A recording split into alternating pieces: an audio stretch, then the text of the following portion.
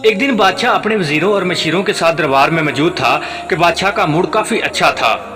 वो नौजवान वजीर की तरफ मुड़ा और पूछा, तुम्हारी जिंदगी की सबसे बड़ी ख्वाहिश क्या है? वजीर शर्मा गया और उसने मुंह नीचे कर लिया। बादशाह ने कहका लगाया और बोला, तुम घबराओ नहीं, बस अपनी जिंदगी की सबसे बड़ी ख्वाहिश बताओ। वजीर घुटनों वाल झुका और आजिज़ी से बोला, हुजूर आप दुनिया की खूबसूरत तरीन सल्तनत के मालिक हैं। मैं जब भी ये सल्तनत देखता हूँ तो मेरे दिल में ये ख्वाहिश पैदा होती है कि अगर इसका 10वां हिस्सा मेरा होता तो मैं दुनिया का खुशकिस्मत तरीन इंसान होता। वजीर खामोश हो गया। बादशाह ने कहका लगाया और बोला, मैं अगर तुम्हें आधी सल्तनत दे दूं तो तुम क्या करोगे? वजीर ने घबरा कर ऊपर देखा और आजिज़ी से बोला, बादशाह सलामत जी कैसे मुमकिन है? मैं इतना खुशकिस्मत कैसे हो सकता हूँ? बादशाह ने फौरन सेक्रेटरी को बुलाया और उसे 2 अहकामात लिखने का हुक्म दिया।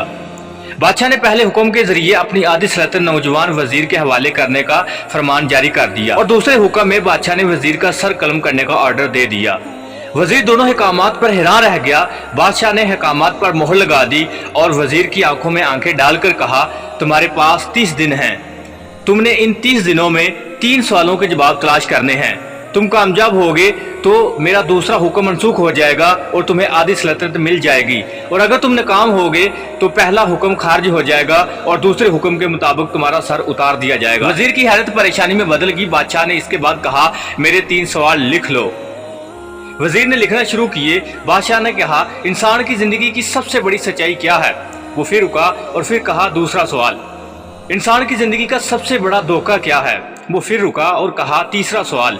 इंसान की जिंदगी की सबसे बड़ी कमजोरी क्या है?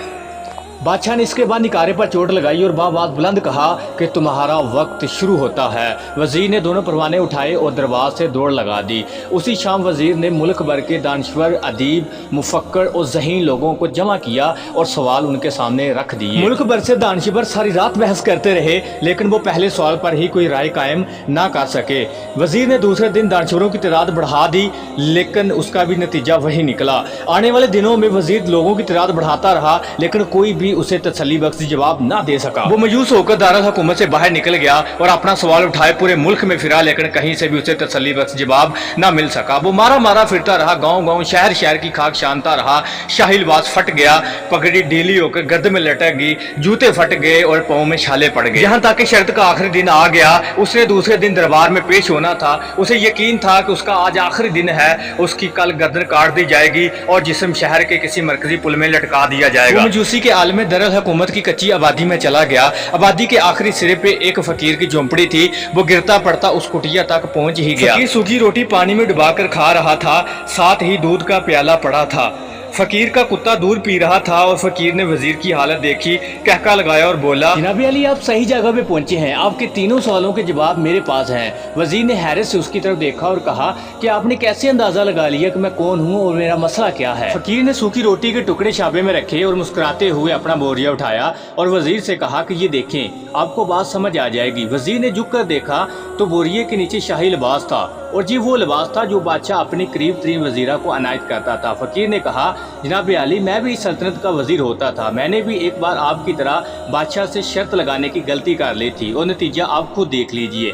फकीर ने दोबारा सूखी रोटी का टुकड़ा उठाया और पानी में डुबोकर खाने लगा। वजीर ने दुखी दिल से पूछा, क्या आप भी जवाब तलाश नहीं कर सके थे? फकीर ने कहका लगाया और कहा, मेरा केस आपसे मुख्तलिफ था, मैंने जवाब ढूंढ लिए थे। मैंने जवाब बादशाह को बताए, आधी सल्तनत का पैमाना फाड़ा, बादशाह को सलाम किया और इस कुटिया में आकर बैठ गया। मैं और मेरा कुत्ता दोनों मुतमईन जिंदगी गुजार रहे हैं। वजीर की हैरत बढ़ गई, लेकिन ये साबका वजीर की माकत के तजिये का वक़्त नहीं था, जवाब मालूम करने की घड़ी थी। चनाचा वजीर फरियादी बन गया और उसने फकीर से कहा, क्या आप मेरे सवालों के जवाब दे सकते? फकीर ने गर्दन हिलाते हुए हाँ का जवाब दिया। पहले 2 सवालों का जवाब मुफ्त दूंगा, लेकिन तीसरे सवाल के जवाब के लिए कीमत देना होगी। वजीर के पास शर्त मारने के सिवा कोई और ऑप्शन नहीं था। उसने फौरन हाँ में गर्दन हिला दी। फकीर बोला, दुनिया की सबसे बड़ी सच्चाई मौत है। इंसान कोई भी हो, कुछ भी हो, वो इस सच्चाई से नहीं बच सकता। वो रुका और बोला, इंसान की जिंदगी का सबसे बड़ा धोखा उसकी जिंदगी है। हम में से हर शख्स जिंदगी को धहमी समझकर उसके धोखे में आ जाता है। फकीर के दोनों सवाल नाकाबिल तरतीब थे। वजीर सरशार हो गया। उसने अब तीसरे सवाल के लिए फकीर से शर्त पूछी। फकीर ने कहका लगाया, कुत्ते के सामने से दूध का प्याला उठाया, वजीर के हाथ में दिया और कहा, मैं तब तक आपको तीसरे सवाल का जवाब नहीं दूंगा जब तक आप दूध नहीं पीते। वजीर के माथे पे पसीना आ गया और इसने गुस्से से दूध का प्याला जमीन पे रख दिया। वो किसी भी कीमत पर कुत्ते का बच्चा दूध नहीं था पीना चाहता। फकीर ने कहा, ठीक है, तुम्हारे पास दो रास्ते हैं, तुम इनकार करो और शाही जला तुम्हारा सर उतार दे, या फिर तुम दूध पियो और तुम्हारी जान भी बच जाए और तुम आधी सल्तनत के मालिक भी बन जाओ। फैसला बहरहाल तुमने करना है। वजीर मुश्किल में फंस गया। एक तरफ जिंदगी और आधी सल्तनत थी और दूसरी तरफ कुत्ते का बचा हुआ दूध था। वो सोचता रहा जहां तक कि जान और माल जीत गया और इज्जत नफ्स हार गई।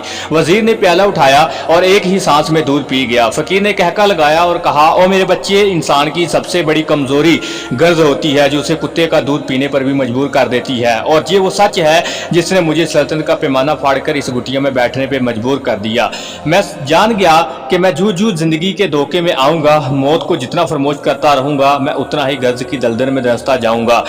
मुझे रोज इस दलदल में सांस लेने के लिए गर्ज का गलीज दूध पीना पड़ेगा। लिहाजा मेरा मशवरा है कि जिंदगी की इन तीनों हकीकतों को जान लो, तुम्हारी जिंदगी अच्छी गुजरेगी।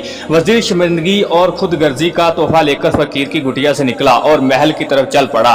वो जूजू महल के करीब पहुंच रहा था, उसके एहसास से शर्मिंदगी में इजाफा हो रहा था। उसके अंदर जिल्लत का एहसास बढ़ता जा रहा था। वो इस एहसास के साथ महल के दरवाजे पर पहुंचा। उसके सीने में खौफनाक दर्द उठा, घोड़े से गिरा, लंबी सांस ली और उसकी रूह परवाज कर गई। दोस्तों, हमें किसी दिन किसी ठंडी जगह पर बैठकर जिंदगी के इन बुनियादी सवालों पर जरूर गौर करना चाहिए। हमें ये सोचना चाहिए कि कहीं हम जिंदगी के धोखे में आकर गर्ज के पीछे तो नहीं भाग रहे, हम कहीं मौत को फरामोश तो नहीं कर बैठे, हम कहीं इस कहानी के वजीर तो नहीं बन गए। मुझे यकीन है हम लोगों ने जिस दिन ये सोचना शुरू कर दिया, हम उस दिन गलीज के प्यालों से बलातर हो जाएंगे।